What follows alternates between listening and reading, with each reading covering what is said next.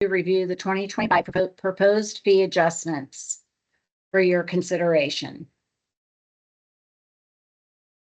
This is the annual fee package timeline. I'm sure it's familiar. On the next slide, I'll go over a couple of dates. We're here to authorize the advertisement for the fee approval for the fee proposal. We then have the 30-day public comment period from October 30th to November 29th. On December 11th, we will be here to have board action to approve the proposed fee adjustments. The fee adjustments take effect on January 1st, 2025. If needed, we can adjust the proposals based on the county exec and board of supervisors budget actions. We can do that at the May Park Authority Board meeting. The new fiscal year begins on July 1st, 2025. So how do we develop fee adjustments? First, we establish our net goals and requirements. What are our obligations? What are our needs? One of our obligations is to contribute to the Revenue Stabilization Fund as well as the Revenue Sinking Fund. This is why we are setting a $4 million goal. It's not to accumulate money, it's to contribute to these funds. Secondly, we determine our expense projections. What do we anticipate expenses based off the current operations? We add an adjustment for CPI. We deduct any non-recurring expenses that may have happened the previous year that we don't expect to happen in the current year. And of course, we add expenses if we see fit that we are going to need them in the current year. Finally, we determine the revenue requirements. What revenue is required to meet our net goals? This is where the fees come into play. We don't just rely on fees when we're talking revenue requirements. We use a balanced approach, which we will discuss in another slide. So what is our overall outlook? We continue to target a $4 million annual net revenue, as I discussed in the previous slide. The unfortunate part is we've had a significant expense growth, and we expect that to continue. Revenue trends are positive, but we can't depend on certain lines of business.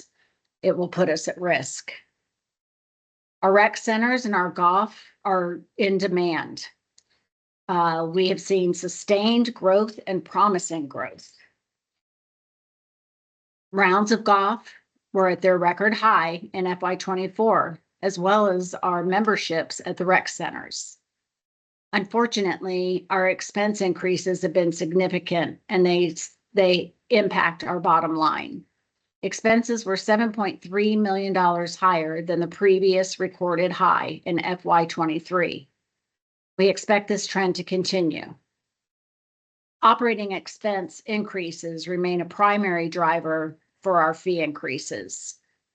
Salaries also are a primary driver for our fee increases. We have continued significant impact on our rec centers due to salary increases. Net revenue just can't keep pace without raising fees. While our customer demand and revenue growth have been significant, the revenue generated is not keeping pace with the increased expenses. Our programmatic fee increases, which are approved by the Fairfax County Park Authority Director, are not enough.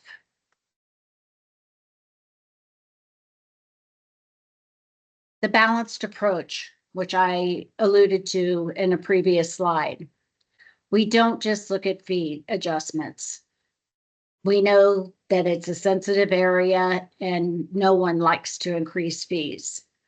So we take a balanced approach. First, we typically look at cost management. The team is always looking for ways to save money on their expenses. This way, if we can bring expenses down, then our revenue generation should be sufficient. We also have new facilities. A great example of this is the Moongate and Serenity Gardens and the new Woodland Stewardship Education Center. These generate additional revenues for us as well. We also have program growth. Unfortunately, we've seen a big increase in our program expenses. So we've had to meet those with increasing our program fees as well. Finally, we do have to look at fee adjustments.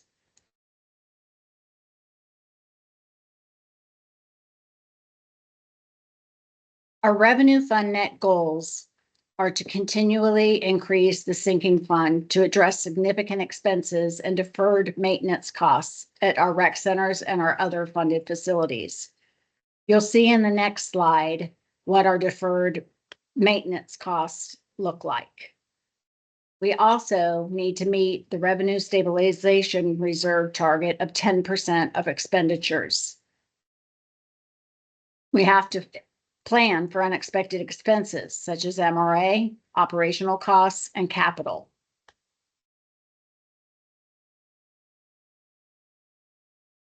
This slide depicts our assets that are at the end or near end of their useful life. We've determined the cost that we need to maintain these assets. Currently, we're at $186 million. This has slowly been going up from FY23, when we estimated the cost to be $166 million. In 2024, $176 million, and today $186 million. We are continuing to do our condition assessments, which unfortunately will likely result in a higher estimate. You can see the circled rec centers and our golf renovations alone are estimated to be $71 million.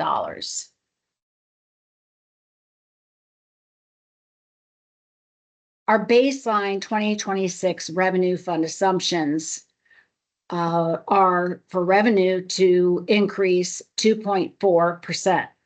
Now, this is prior to any fee increases. Our operating expenses are expected to increase 2% based on CPI.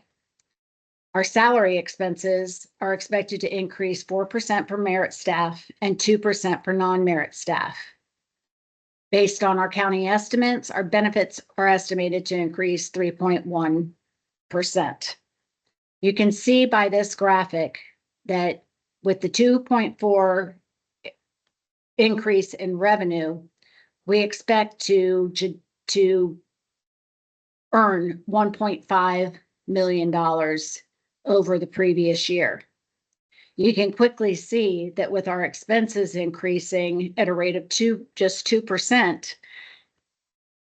that equates to $0.5 million. Right there, we're looking at a net of $1 million. Then we take into account the salary expenses and our benefit estimates, and we're quickly down to a negative $200,000.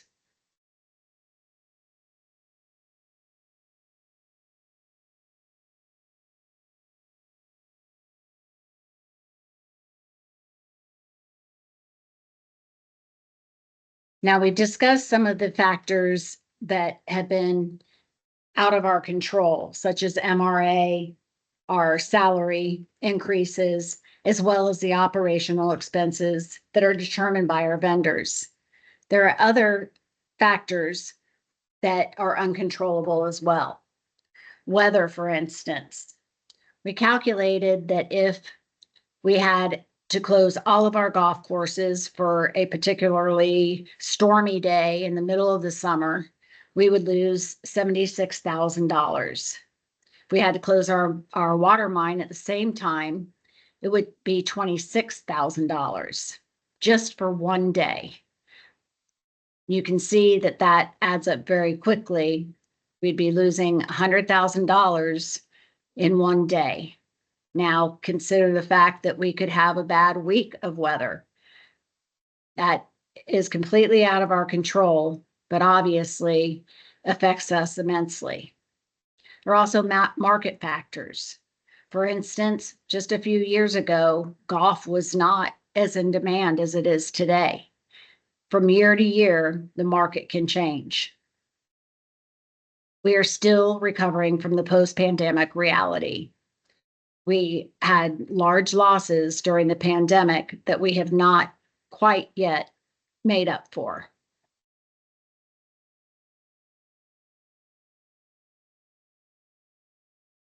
Although we have continued to manage our staffing levels, our salary and benefit increases are far outweighing that.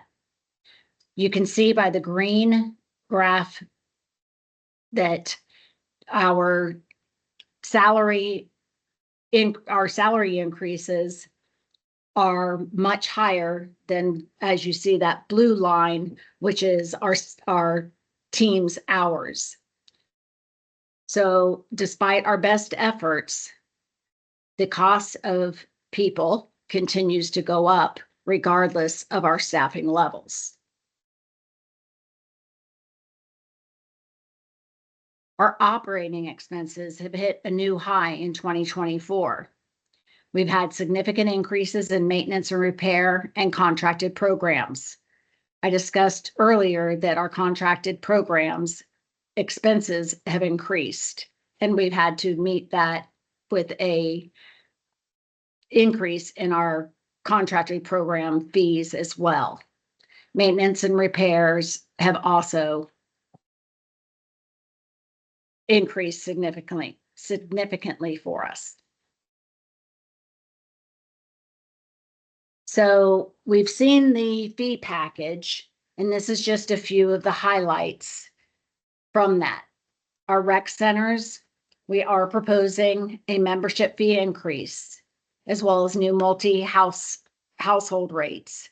And of course, our public skating fees we're also proposing an increase, but we have a new discount book. Our picnic shelters and canopies have a modest increase pretty much across the board and have new 2-hour time slots. Golf, we're recommending a continuation of the maximum rate strategy and some increases at the Laurel Hill membership, as well as the facility rentals. Our resource management, we have our two new facilities, Moongate and Serenity Gardens, as well as Woodland Stewardship Education Center. And we have associated rental rates with those. Our rec center's net return and active members are depicted on this graph. You can see by the blue bars that obviously during COVID, we were negative. In 2024, we have finally had a modest profit, but you can see the orange line is much higher than the net revenue that you see in FY24. So as our memberships continue to rise, our net revenue is not keeping pace with that rise in membership due to higher expenses, but also due to the fact that we have not raised fees in many years. So the only way to close that gap is to raise the fees.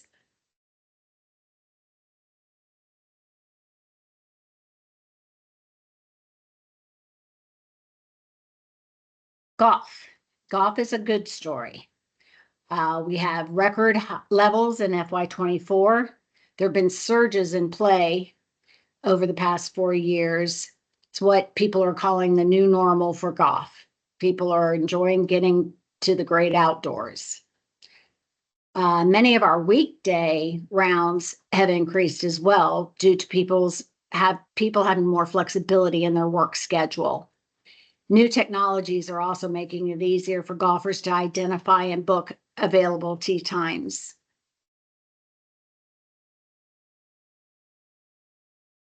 We are capitalizing on our recent investments. as I mentioned before, the Moongate and Serenity Gardens and Stewardship Education Center are now open, and we have associated fees with those. What we believe is that these assets allow us to create additional revenue opportunities. We also feel that it makes us more competitive with similar venues, and it makes us more desirable to patrons. So what's the bottom line? Based on our fee proposal, the value associated with that is approximately $2.1 million. Over to the left, you can see without increasing our fees, the approved budget nets about $1.1 million. With our goal of $4 million, we have a net shortfall of $2.9 million. With the fee increase, which that $2.1 million, it refers to the calendar year, January 1, 2025 to December 31st, 2025. So for our FY 25, we would have to take about half of that. So you can see that based on our net revenue, if we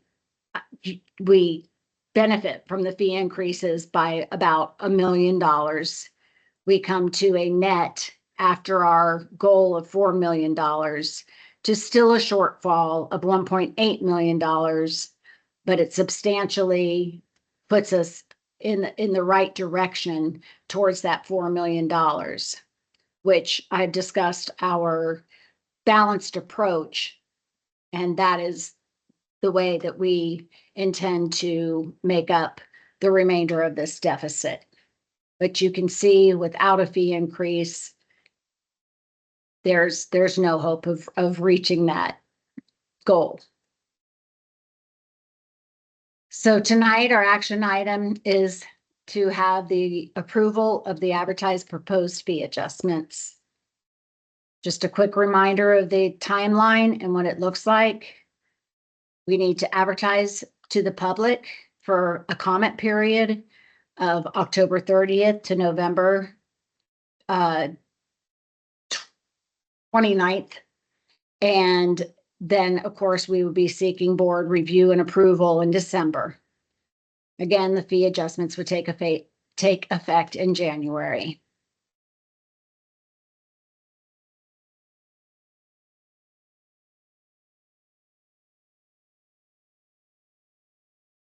And do we have any questions?